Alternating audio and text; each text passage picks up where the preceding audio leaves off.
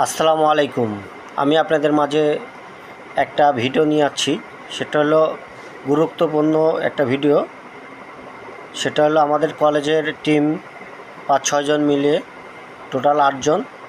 আমরা এই যে শাপলা মোড়টায় দেখতেছেন, পীরগাছা শাপলা মোড়, এটা অনেক চারপাশে অনেক ময়লা হয়েছে।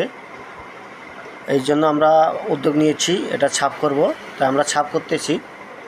তা আপনারা, আমি দোকানদার ভাই বোনদেরকে, যারা দোকানদার ভাই বোনেরা করেন দোকান, তাদেরকে বলতেছি, আপনারা এই ময়লাগুলো আপনারা চারপাশে ফেলেবেন না, না ফেলিয়ে ঝাড়ু দিয়ে আপনারা ডাস্টবিনে রেখে দিবেন। দরকার পরে আপনারা দূরে নিয়ে যেয়ে ফালাই দিবেন, দূরে নিয়ে যেয়ে ফেলাবেন। নাহলে আপনাদের দোকানের সামনে ডাস্টবিন আছে, ডাস্টবিনে রেখে দেবেন। তাও এদিক সেদিক ময়লা ফেলাবেন না, বাজারটা নোংরা করিয়েন না।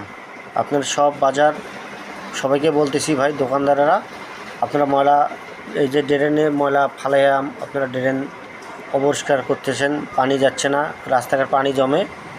দোষ হয় হলো সরকারের। তা আপনারা নিজেরাই দোষ করিয়া মানুষকে দোষ দিচ্ছি। তো অতএব মানুষের দোষ না দিয়ে আপনারা নিজেরটাই দেখেন।